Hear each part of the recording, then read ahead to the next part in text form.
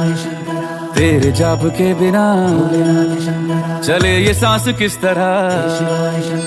मेरा कर्म तू ही जाने, क्या बुरा है क्या भला, तेरे रास्ते पे मैं तो आंख मूंद के चला। तेरे नाम की जोत ने सारा हर लिया तमस मेरा।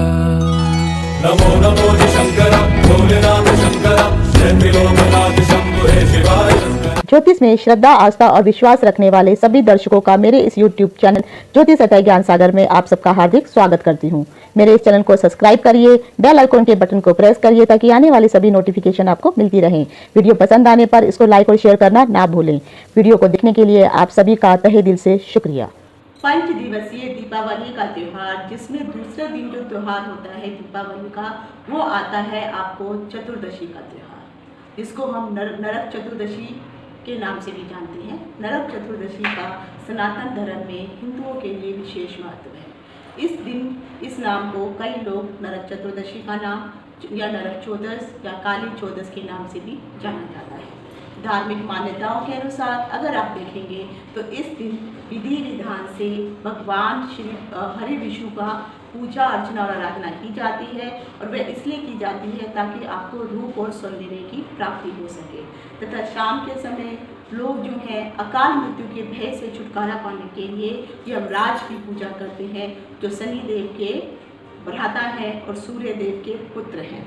साथ ही साथ नरक की यातनाओं के उनको झेलने ना मिले और उनको अकाल मृत्यु ना हो, इसीलिए उनके नाम का दीपक भी जलाया जाता है।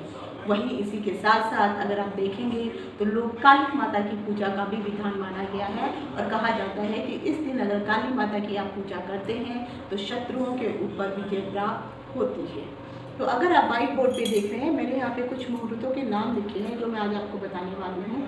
साथ ही साथ अगर आप नरक चतुर्दशी के दिन कुछ पूजा वगैरह करना चाहते हैं, किस प्रकार की पूजा करनी चाहिए, और अगर आपकी कुंडली में कहीं पर अकाल मृत्यु का भय दिखाई दे रहा है या ग्रहों के गोचर के अनुसार कहीं आपको जैसे एक्सीडेंट का योग होना या मृत्यु तुल्य कुछ कष्ट होना या अकाल मृत्यु होना, इस प्रकार का भी अगर कुछ किसी ने अगर बताया है या अगर आपको पता चलता है तो यकीन मानिए ये छोटा सा अगर आप उपाय करते हैं तो आपको इससे बहुत ज़्यादा लाभ होने वाला है।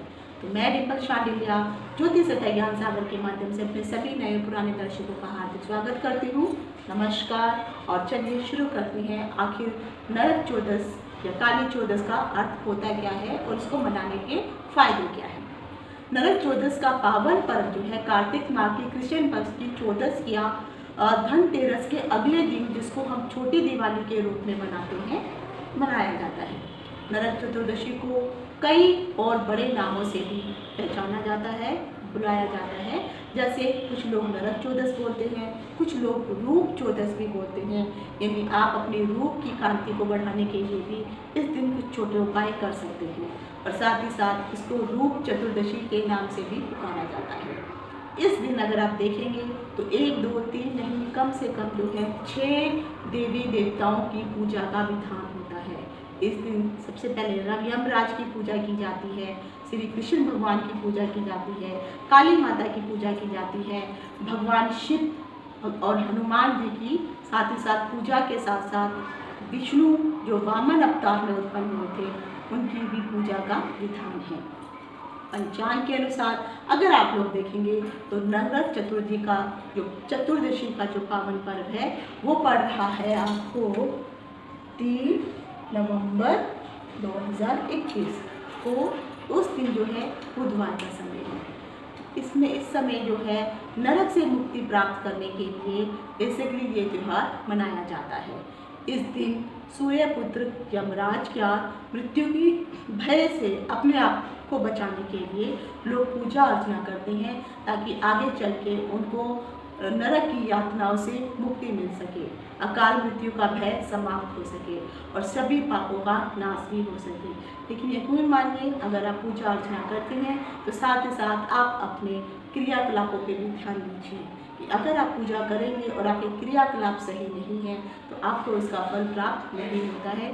तो मुख्य कारण आपका होता है कि आप अपने क्रियाकलाप पे ध्यान दीजिए। अगर इस दिन जो भी लोग पूजा अर्चना करते हैं उनके घर में कहा जाता है कि सकारात्मकता का वास होता है। ऐसे में शाम के समय जो है लोग यमदेव की पूजा करते हैं और अपने चौखट जो आपका मेन डोर होता है उसके दोनों तरफ जो है दीपक जलाए जाते हैं। साथ ही साथ लोगों को इस दिन जो है, अगर आप लोग जो भी हैं, चाहे बच्चे बूढ़े वृद्ध जितने भी हैं, हर कोई ये चाहता है कि सभी लोग जो हैं अपनी आयु पूरे होने के पश्चात ही वो मृत्यु लोक को प्राप्त हों, मृत्यु लोक में गमन करें। लेकिन कई बार होता है क्या है, किसी न किसी कारण अगर ग्रहों की ऐसी स्थिति बन जाती है तो अकाल मृत्यु के योग भी बने होते हैं। तो इस प्रकार से योगों से अगर बचने के लिए तो आप ये उपाय कर सकते हैं। मार्केट में आपको 4 मुखी एक दीपक मिलता है, जिसमें वो दीपक जो है मोस्टली इस तरह से रहता है, एक इस तरफ रहता है, एक इस तरफ इसका मुंह रहता है, एक इस तरफ उसका रहता है और एक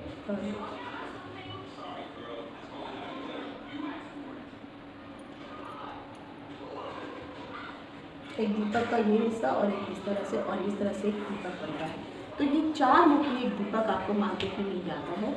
ये वाला दीपक अगर आप लेते हैं, और ये मिट्टी का दीपक होना चाहिए, छोटा बड़ा जो भी हो आप ले सकते हैं। और इस दिन आप जो है दक्षिण मुखी अपना मुख करिए और वो दीपक को जलाइए। दीपक में सरसों के तेल का इस्तेमाल किया जाना चाहिए और आप जो भी परिवार के जितने सदस्य हैं वो थोड़ा थोड़ा उस दीपक के अंदर जो है तेल अवश्य डालें। और वो एक दीपक आप ले सकते हैं और उस दीपक को जो है दक्षिण की तरफ जो है आप रख सकते हैं। और फिर उससे जो है और यमदेव के सामने जो है सभी लोग वहाँ पे खड़े होंगे, यमदेव को जो है उनकी पूजा अर्चना करेंगे और अकाल मृत्यु के भय से बचने के लिए जो है उनके सामने अर्चना करेंगे कि आप उनको बोल सकते हैं कि हे यम देवता, हे मृत्यु के देवता, हमारे अकाल मृत्यु के भय से रक्षा करेंगे। और इस प्रकार से जो है आप भगवान की अर्चना कीजिए। इस दिन और भी तरीकों से पूजा की जाती है। तो मेरा एक और वीडियो चैनल है जिसका नाम है जिज्ञासा ज्ञान की व्यास। उसमें मैंने बहुत ही विस्तृत रूप से वीडियो बेस्ड बताया गया है कि कैसे नरक चतुर्दशी के दिन जो है पूजा अर्चना की जानी चाहिए और उसका सही विधान क्या है। तो आप उसको देख सकते हैं, मैं डिस्क्रिप्शन बॉक्स में उसका लिंक दे दूँगी। तो इस दिन जो है आप इस तरह से जो है भगवान यम की पूजा कीजिए, चतुर्मुखी दीपक जलाइए सरसों के तेल का, जिससे अकाल मृत्यु के भय से आपको अकाल मृत्यु के भय से आपकी रक्षा हो सके। साथ ही साथ नरक चतुर्दशी के दिन एक और बहुत बड़ी मान्यता है। उसमें कहा जाता है कि इस दिन अगर व्यक्ति जिसको शरीर से संबंधित किसी भी प्रकार के रोग हैं जो हमेशा प्रताड़ित करते रहते हैं, प्रॉब्लम होती रहती है, और आप अपने शरीर को सुडौल देखना चाहते हैं, अच्छा देखना चाहते हैं, निरोग काया देखना चाहते हैं, तो सुबह सुबह जो है इस दिन तिल के तेल से जो है आपको पूरे शरीर में मालिश अवश्य करवानी चाहिए। तो इससे मालिश करवाने पे और उसके बाद जो है कुछ चीज़ों का इस्तेमाल करके आप स्नान कर सकते हैं, जिससे कहा जाता है कि आपको स्वस्थ त्वचा का तो आशीर्वाद मिलता ही मिलता है और आपके शरीर में भी एक स्फूर्ति आती है और निरोग काया का भी आशीर्वाद आपको प्राप्त होता है और साथ ही साथ त्वचा में भी निखार आता है। तो ये भी इस दिन अवश्य करना चाहिए। तो आखिर ये कौन से मुहूर्त हैं और इन मुहूर्त में आप कौन से मुहूर्त में आप क्या काम करेंगे। तो सबसे पहले जैसे मैंने आपको बताया कि चतुर्दशी का जो मुहूर्त है वो 3 तारीख को है और 3 तारीख के दिन 3 नवंबर बुधवार के दिन जो है चतुर्दशी की तिथि शुरू हो रही है। इस दिन बुधवार है और अगर आप देखेंगे तो जो तिथि शुरू हो रही है वो 9:02 से शुरू हो रही है। हालांकि शास्त्र में कहा गया है कि जिस तिथि को सूर्य उदय होता है वही तिथि पूर्ण रूप से मानी जाती है, लेकिन सूर्य उदय जो हो रहा है वो हो रहा है त्रयोदशी तिथि पे, लेकिन 9:02 के बाद जो है चतुर्दशी तिथि का शुरुआत हो जाएगी। तो इस तिथि को कम से कम 6 तिथि के अनुसार ही गिना जाएगा। तो 4 नवंबर 2021 गुरुवार तक सुबह 6:03 पर ये तिथि समाप्त होने वाली है। तो जो तिथि शुरू हो रही है वो हो रही है आपको 9:02 पे से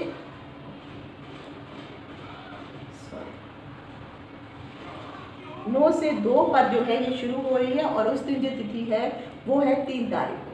ठीक है, तो 3 तारीख को ये शुरू हो जाएगी और ये जो है 4 नवंबर यानी 4 तारीख को 4/11 को जो तिथि ये समाप्त होने वाली है उस दिन बुधवार का दिन है, तो सुबह 6 बजे, तो यानी सुबह 6 बजे से लेकर के ये तिथि 3 मिनट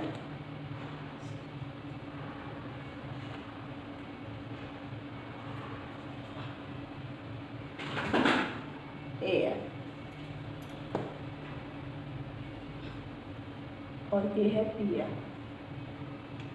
तो इस तरह से ये तिथि उस दिन हो रही है, तो उस दिन क्षय तिथि बन रही है ये, तो इस चीज़ का आप ध्यान रखिए। लेकिन आपको चतुर्दशी तिथि के समय ही आपको पूजा अर्चना करनी है। अगर आप तेल की मालिश करना चाहते हैं अपने शरीर के ऊपर, तो इसको कहा जाता है अभ्यंग।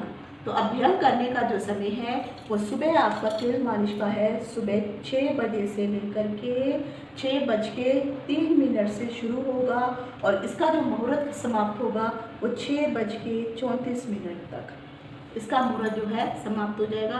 तो कुल मिलाकर के अगर आप देखेंगे तो ये जो है 28 मिनट 28 मिनट का ये समय जो है आपको तेल मालिश का मिल रहा है, ये ध्यान रखिए। तो इसमें आप जो है कर सकते हैं। अगर आप किसी प्रकार के कानूनी प्रपंचों में फंस चुके हैं या किसी और तरीके से अगर आप चाहते हैं कि व्यापार में आपको विजय प्राप्त हो, कानून के में अगर किसी प्रपंचों में फंसे हुए हैं उसमें अगर आप चाहते हैं कि आपको विजय प्राप्त हो, तो उसके एक मुहूर्त आता है चतुर्दशी के दिन, जिसको हम विजय मुहूर्त के नाम से जानते हैं। जो विजय का जो मुहूर्त है वो आपको शुरू हो रहा है दोपहर 1:35